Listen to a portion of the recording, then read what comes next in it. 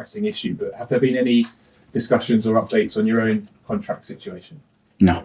Nothing? Nothing. I think obviously if it was a player in this situation, we'd all be asking you every week about his future, what you're going to do and how Edu's dealing with it.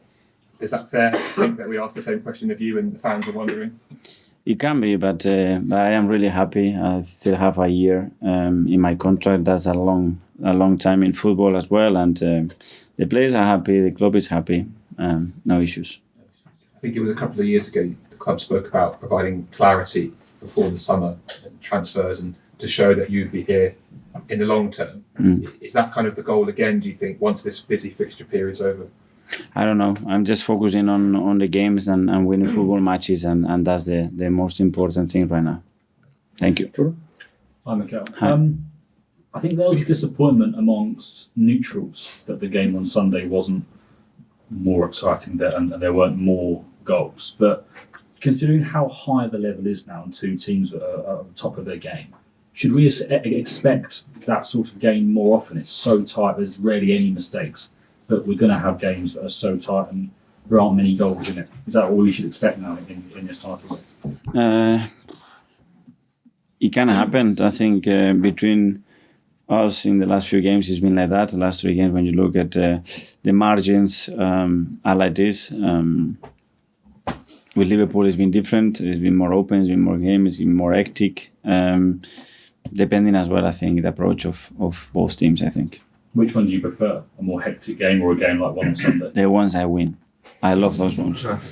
And just finally, you haven't scored from a set piece in the last 4 games. Now, I know that isn't a hugely long time, but are you thinking you maybe need to kind of get back to the drawing board and draw up a few new plays? Have teams started to kind of figure out? Well, for sure, the teams obviously try to stop when you have big threats from different areas, and we constantly going to have to try to adapt or tweak things just to create problems to the opponents. Hopefully we can score tomorrow.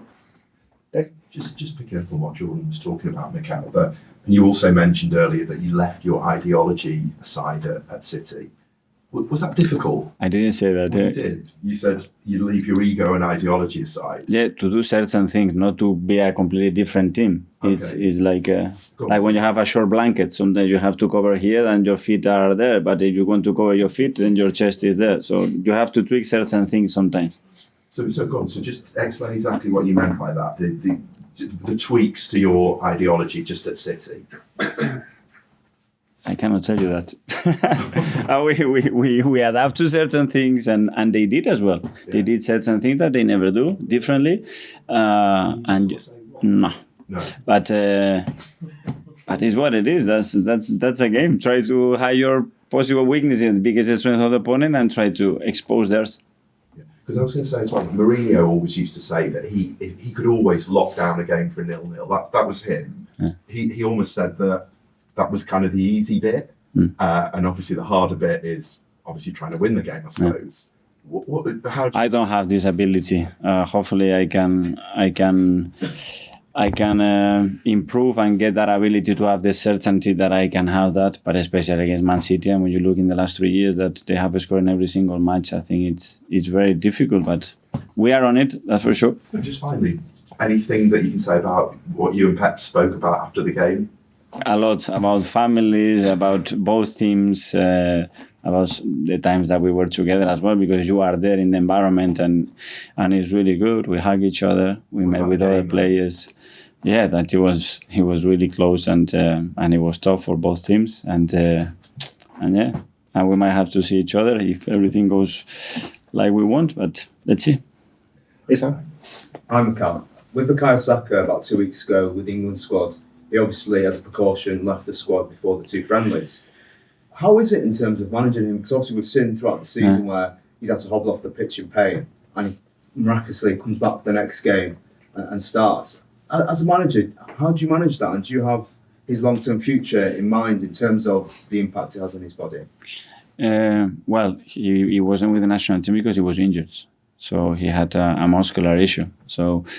and then he trained very little, and then he played, and we had to take him off because obviously the risk of re-injuring the player was pretty high, and hopefully today he can train and he feels good and he's done it many times and he's a really robust player and we can have him for the rest of the games. Going forward, is that on your mind though? His long-term health and fitness because of the knocks he's been taking this season? Yeah, this was more a muscular issue than a knock, but yeah, he's a player that has a lot of contact. He has so much minutes under his belt in the last few seasons, and you have to manage him.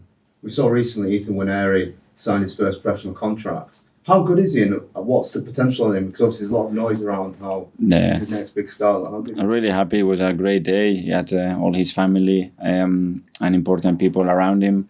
A really proud moment to see another academy graduate signing his pro contract. He's very close to the first team, and the opportunity is there. Now he needs to take it. Just one more. With Aaron Ramsdale, there's recent reports of him being linked to Newcastle. Is there any... I'm not going to comment on those things. And finally, we go to Gary.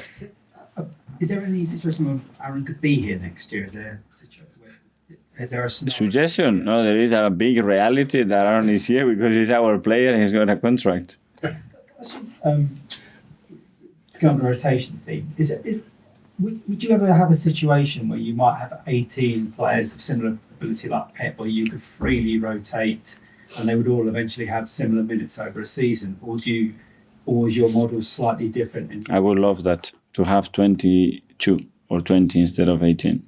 Where the minutes would all be... Yeah, that you change and one is better than the other one is better than the other one the week after.